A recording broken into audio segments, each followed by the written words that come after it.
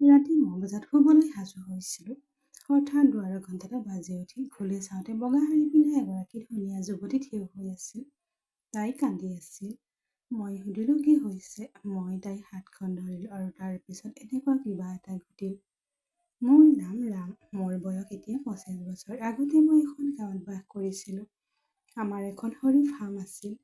দৰিদ্ৰতাত পঢ়া শেষ কৰি ইটানগৰ মুখ্য কাৰ্যালয়ত ভাল কোম্পানী এটাত চাকৰি পালোঁ। কোম্পানীটো ইটানগৰত থকাৰ বাবে মই তাতেই থাকিব লগা হ'ল। মোক এটা কোঠাৰ প্ৰয়োজন আছিল, গতিকে দেওবাৰে ইটানগৰত কোঠা এটা বিচাৰিবলৈ ধৰিলোঁ। বহু ঠাই চোৱাৰ পিছতো এটাও কোঠা বিচাৰি নাপালোঁ।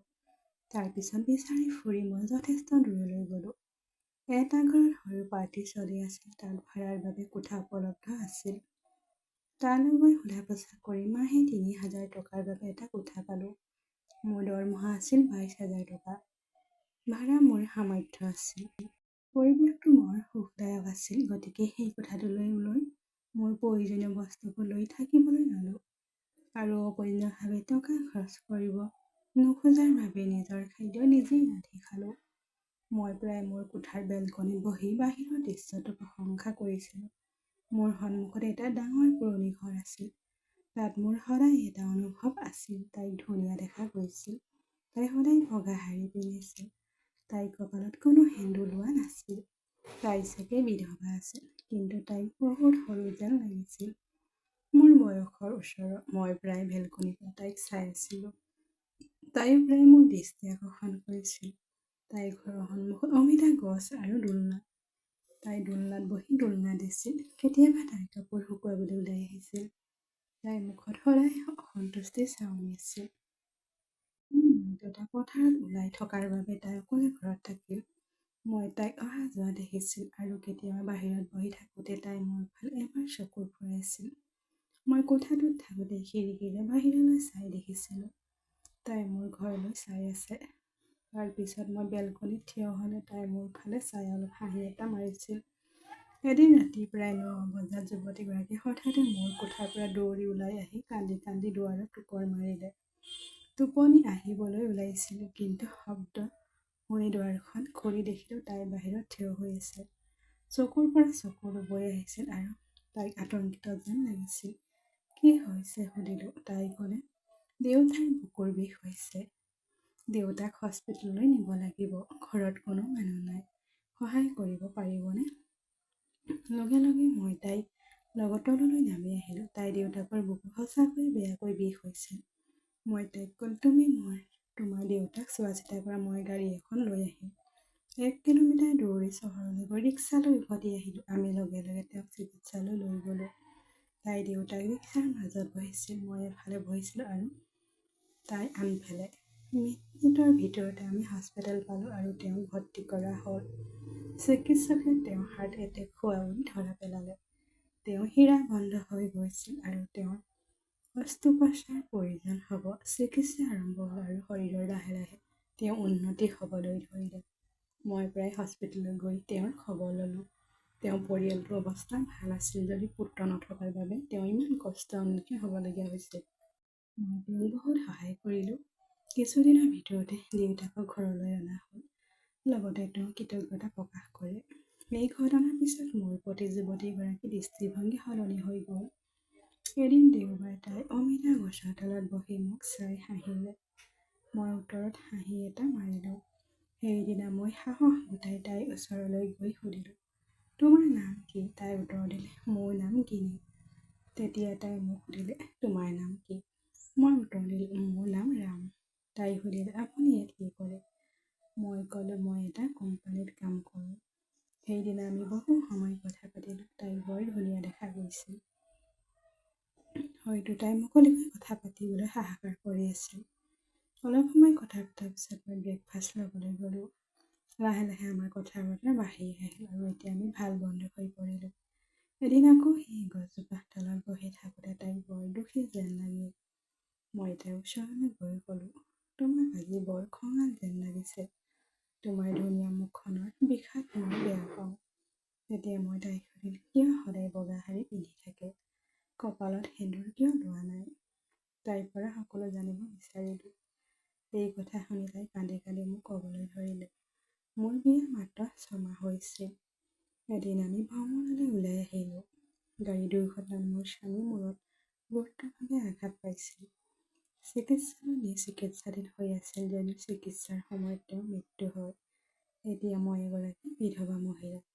মই তাইক সান্তনা দি ক'লোঁ, নেতিবাচক চিন্তা নকৰিবা।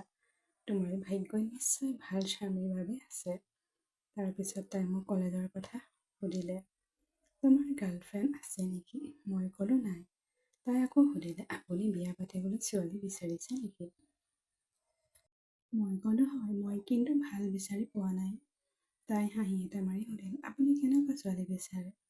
মই তাইৰ ফালে চাই ক'লোঁ, আপুনি যদি ইমান ধুনীয়া বাৰু বুদ্ধিমান ছোৱালীজনী বিচাৰি পালে বৰ ভাল হ'ব। এই কথা শুনি তাই লাজতে ৰঙা পৰি হাঁহি এটা মাৰি চকু দুটা তললৈ নমাই দিলে। আমি সঘনাই চকুৰ আদান প্ৰদান কৰিবলৈ ধৰিলোঁ আৰু স্পষ্ট হৈ পৰিল যে আমি প্ৰেমত পৰিছোঁ। এদিন দেওবাৰে তাই মাক দেউতাকে ৰাতিপুৱা 10 বজাত পথাৰত কাম কৰিবলৈ গৈছে আৰু তাই অকলে ঘৰত আছিল। ময়ো ঘৰতে আছিলোঁ। বেলকনিৰ পৰা তললৈ চাই। তাৰপিছত তাই মোক তললৈ মাতিলে আৰু আমি বহু সময় কথা পাতিলোঁ। তাই ক'লে, মই তোমাক চাহ বনাই খুৱাম দেই। তাৰপিছত মই তাইৰ লগত তাইৰ ঘৰলৈ গ'লোঁ। তেওঁলোকৰ এখন ধুনীয়া আৰু সুসজ্জিত ঘৰ আছিল। মই চোফাত বহিলোঁ। তাই পাকঘৰত সোমাই গ'ল। ঘণ্টাৰ পিছত তাই পানী পাত্ৰ এটা লৈ উভতি আহিল আৰু মোৰ হাতত তুলি দিওঁতে তাইৰ হাতখন মোৰ হাতখন চুই গ'ল। তাই হাঁহি এটা মাৰি লাজতে চকু দুটা নমাই দিলে। তাইক পানী দিয়াৰ পাছত তাই পুনৰ পাকঘৰলৈ গৈ চাহ বনালে। তাইৰ লাজ লগা হাঁহিটোৱে মোৰ হৃদয়খন আলোড়িত কৰি পেলাইছিল। লাহে লাহে তাই পিছে পাকঘৰলৈ গ'লে। তাই মোৰ ফালে চাই আকৌ ৰঙা হৈ চকু দুটা তললৈ নমাই চাহ বনাবলৈ ধৰিলে। মই তাইৰ পিছফালে থিয় হৈ আলফাই তাইক কোলাত লৈ গ'ল। মই তাইৰ কান্ধত মূৰটো থৈ দিলোঁ আৰু আমি দুয়ো চকু মাৰিলোঁ। তাই বহু সময় মোৰ বাবে কোলাত থাকিল।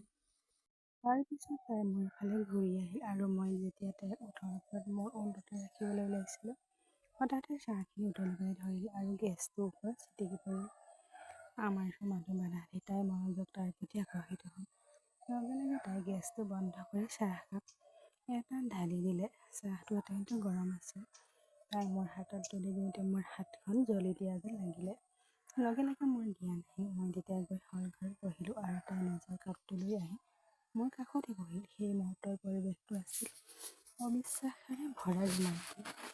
আমি চাহ খাই দি থাকোঁতে ইজনে সিজনৰ ফালে চাই থাকিলোঁ আৰু আমাৰ মাজত গভীৰ আকৰ্ষণতা ফুলি উঠিল।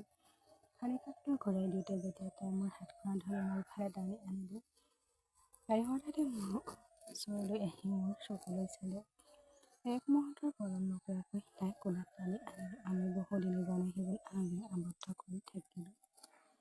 আমি যেতিয়া নিশ্চিত ঘটিল, আমি বুজিলোঁ যে আমি ইজনে সিজনক সঁচাকৈয়ে ভাল পাওঁ আৰু আমি আমাৰ প্ৰেমক ইজনে সিজনৰ মাজত সম্পূৰ্ণ হৃদয়েৰে ঢালি দিলোঁ।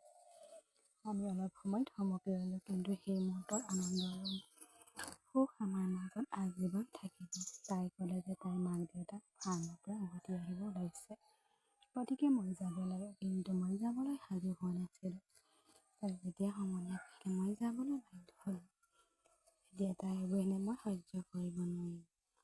মই তাইক বহুত ভাল পাবলৈ আগবাঢ়ি গৈছিলোঁ। ডাঙৰ হৃদয় এখন আছিল আৰু মৰমেৰে কথা পাতিছিল। আমি দুয়ো ইজনে সিজনক সম্পূৰ্ণৰূপে বুজিবলৈ ধৰিলোঁ। প্ৰতিদিনে সন্ধিয়া আমি সেই একেটা গছজোপাৰ তলত লগ হৈ কথা পাতিছিলোঁ। এদিন তাইৰ মাক দেউতাক সাপ্তাহিক বজাৰলৈ গৈছিল।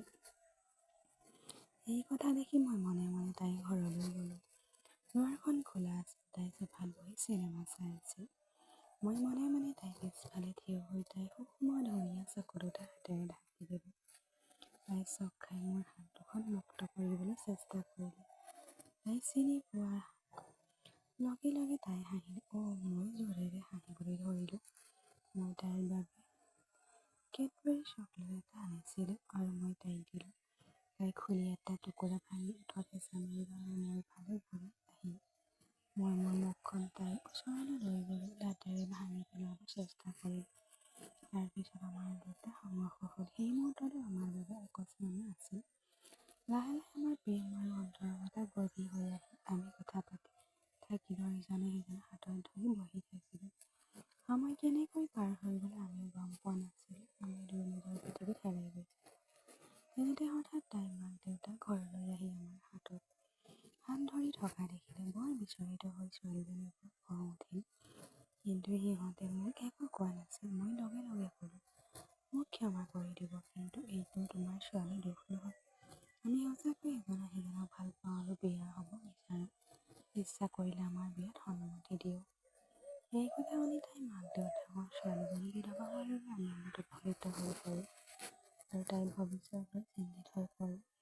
তেওঁলোকে কেৱল তাইৰ মংগলহে বিচাৰিছিল। তেওঁলোকে কেৱল ক'লে, আমি তোমাক ভাল পাওঁ আৰু তুমি আমাৰ ছোৱালীজনীক ভাল পাইছা। আমাৰ বাবে এইটো বৰ ডাঙৰ কথা। তাৰ পিছত মাক দেউতাকক ওচৰলৈ আনি সকলো কথা ক'লোঁ। ছোৱালীজনী ইতিমধ্যে বিয়া হৈ গৈছে, কিন্তু ছমাহৰ আগতে তাইৰ স্বামীৰ মৃত্যু হৈছে। মোৰ মা দেউতাৰ কোনো আপত্তি নাছিল। তেওঁলোকেও তাইক ভাল পাইছিল। ইয়াৰ পিছত আমাৰ বিয়াখন অতি আৰামেৰে উদযাপন কৰা হ'ল। এতিয়া মই তাইৰ চোতালত থাকোঁ কাৰণ সিহঁতৰ ল'ৰা নাছিল আৰু সিহঁতে ল'ৰা এটা পাইছিল আৰু সিহঁতৰ ছোৱালীজনী স্বামী পাইছিল। ময়ো এগৰাকী ধুনীয়া সৌজন্যশীল পত্নী পাইছিলোঁ আৰু আমি দুয়োটি সুখেৰে জীয়াই আছিলোঁ। আমাৰ এতিয়া মাকৰ দৰে দেখাত এজন মৰম লগা ল'ৰা নাতিটোক খেলিবলৈ দেখি তেওঁ পিতৃমাতৃ আনন্দ হৈ পৰে। মোৰ মা দেউতাও সপ্তাহত দুবাৰমান নাতিক দেখা পোৱাকৈ আহে। আমাক চাবলৈ আহোঁ। আমাৰ পৃথিৱীখন এতিয়া আনন্দ আৰু সুখেৰে ভৰি পৰিছে। আৰম্ভণিতে হোৱা সভাবোৰ আমাৰ সদায় মনত পৰে। সেই দিনবোৰ সঁচাকৈয়ে ধুনীয়া আছিল। হয়তো একেধৰণৰ মুহূৰ্ত আপোনাৰ বাটত আহিছে। গতিকে চেনেলটো লাইক, শ্বেয়াৰ আৰু ছাবস্ক্ৰাইব কৰিবলৈ নাপাহৰিব। ধন্যবাদ।